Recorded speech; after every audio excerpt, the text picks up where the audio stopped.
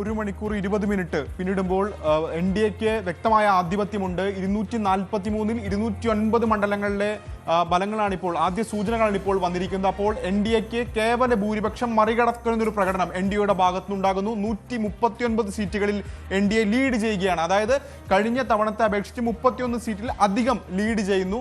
India സഖ്യത്തിന്റെ കാര്യത്തിലേക്ക് വരുമ്പോൾ 64 സീറ്റുകളിലാണ് ഇന്ത്യ സഖ്യം ലീഡ് ചെയ്യുന്നത്. കഴിഞ്ഞ തവണത്തെ ഇതുമായി താരതമ്യം ചെയ്യുമ്പോൾ അത് 29 സീറ്റിന്റെ കുറവാണ്. JSP തുടക്കക്കാരാണ്. ജൻസുരാജ് പാർട്ടി പ്രശാന്ത് കിഷോറിന്റെ പാർട്ടിയാണ്. ആ പാർട്ടി 4 സീറ്റുകളിൽ ലീഡ് ചെയ്യുന്നു എന്നുള്ളത് നിർണായകമാണ്. അത് 4 സീറ്റ് മാത്രം എന്ന കണക്കുകൾ കാണാൻ കഴിയില്ല. മറിച്ച് എല്ലാ സീറ്റിലും മത്സരിച്ച പാർട്ടിയാണ് അവർ മറ്റ് സീറ്റുകളിൽ എത്രമാത്രം വോട്ട് പിടിച്ചിട്ടുണ്ട്, വോട്ട് കട്ടറായിട്ടുണ്ട്, ആരുടെ വോട്ടാണ് അവർ കൊണ്ടുപോയിട്ടുള്ളത് തുടങ്ങിയ കാര്യങ്ങളൊക്കെ തന്നെ വരും മണിക്കൂറുകളിൽ ചർച്ചയാകുമെന്ന കാര്യത്തിൽ സംശയമില്ല. മറ്റുള്ളവരുടെ കാര്യത്തിലേക്ക് വരുമ്പോൾ 2 സീറ്റ്, അതാണ് നിലവിലെ കണക്കുകൾ. ഇനി മുന്നണികൾ തിരിച്ചുള്ള കണക്കുകളിലേക്ക് പോവുകയാണെങ്കിൽ അവിടെ BJPക്ക് 59 സീറ്റ്, JDUവിന് 59 സീറ്റ്. 2 പാർട്ടികളും തുല്യ സീറ്റുകളിൽ മത്സരിച്ചു, 101 വീതം സീറ്റുകളിൽ മത്സരിച്ചു.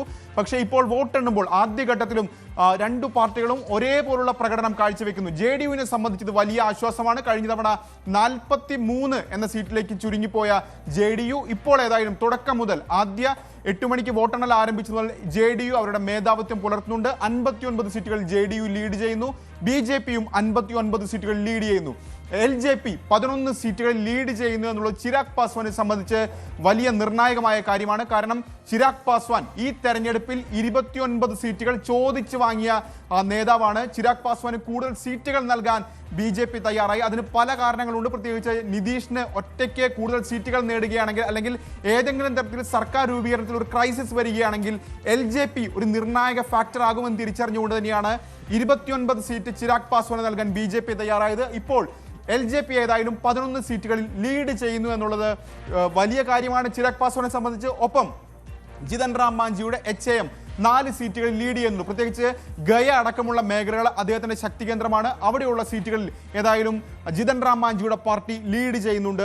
RLലും സമാനമായ രീതിയിൽ 4 സീറ്റുകൾ ലീഡ് ചെയ്യുന്നു. അങ്ങനെ NDAയിലെ കക്ഷികളൊക്കെ തന്നെ വോട്ടെണ്ണലിന്റെ തുടക്കത്തിൽ വലിയ മുന്നേറ്റം കാഴ്ചവെക്കുന്നതാണ് കാണാൻ കഴിയുന്നത്. ഇനി ഇന്ത്യ സഖ്യത്തിലേക്ക് വരികയാണെങ്കിൽ ഇന്ത്യ സഖ്യത്തിൽ RJD തന്നെയാണ് ഇന്ത്യ സഖ്യത്തിൽ നേട്ടം ഉണ്ടാക്കിയത്. പക്ഷേ കഴിഞ്ഞ തവണത്തെ കണക്കുകൾ നോക്കുകയാണെങ്കിൽ അവർക്ക് നേട്ടമല്ല, നഷ്ടമാണ് ഇപ്പോൾ ഉണ്ടായിരിക്കുന്നത് ആദ്യ സൂചനകൾ അനുസരിച്ച്. കാരണം ഇന്ത്യ സഖ്യത്തിൽ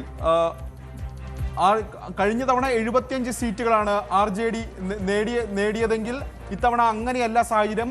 RJDക്ക് 75 എന്ന കണക്കിലേക്ക് ഇപ്പോൾ എത്താൻ കഴിഞ്ഞിട്ടില്ല എന്നുള്ളതാണ് സാഹചര്യം. പക്ഷേ കോൺഗ്രസ് അടക്കമുള്ള കക്ഷികളുടെ ഭാഗത്തുനിന്ന് വലിയ മുന്നേറ്റം ഇത്തവണ ഉണ്ടായിട്ടില്ല എന്നുള്ളതും നിർണായകമായ കാര്യമാണ്. ഏതായാലും നിലവിൽ തുടക്കത്തിൽ വലിയ ക്ഷീണം ഇന്ത്യ സഖ്യത്തെ സംബന്ധിച്ച് ഉണ്ടായിട്ടുണ്ടെന്ന കാര്യത്തിൽ സംശയമില്ല. മഞ്ജുഷ്, ഒരു സംശയമില്ലാത്ത കാര്യമാണ്. ഇന്ത്യ സഖ്യത്തിന് വലിയ ക്ഷീണം തന്നെയാണ് തുടക്ക സമയത്ത് ഉണ്ടായിരിക്കുന്നത്. ഇപ്പോൾ ഇലക്ട്രോണിക് വോട്ടിംഗ് യന്ത്രങ്ങൾ പലയിടത്തും പല റൗണ്ടുകളായി ഇപ്പോൾ വോട്ടെണ്ണൽ പുരോഗമിച്ചുകൊണ്ടിരിക്കുന്ന സമയത്താണ് 70 എന്ന വളരെ ചെറിയ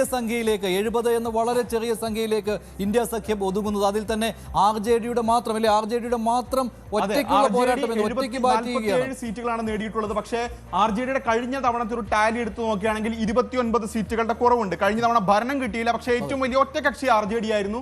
പക്ഷേ ഈ നിമിഷം RJDക്ക് 47 സീറ്റുകളിലാണ് ലീഡ് ചെയ്യാൻ സാധിച്ചത്. 28 സീറ്റ് ആ നിലയ്ക്ക് കുറവാണ്. കോൺഗ്രസ് 13 സീറ്റിലാണ് ഇപ്പോൾ ലീഡ് ചെയ്യുന്നത്. കോൺഗ്രസ് 61 സീറ്റിൽ മത്സരിച്ചു, പക്ഷേ 13 മാത്രമേ ലീഡ് ചെയ്യാൻ അവർക്ക് സാധിക്കുന്നുള്ളൂ. അതായത് കോൺഗ്രസിന്റെ ഭാഗത്തുനിന്ന് ഒരു മോശം പ്രകടനം ഇത്തവണയും ഉണ്ടാകുന്നു എന്നാണ് ഈ തുടക്കത്തിലെ സൂചനകൾ നൽകുന്നത്. CPIML 7 സീറ്റുകളിലാണ് ലീഡ് ചെയ്യുന്നത്. കഴിഞ്ഞ തവണ 12 സീറ്റിൽ വിജയിച്ച പാർട്ടിയാണ്. അവർ 7 സീറ്റുകൾ ലീഡ് ചെയ്യുന്നു.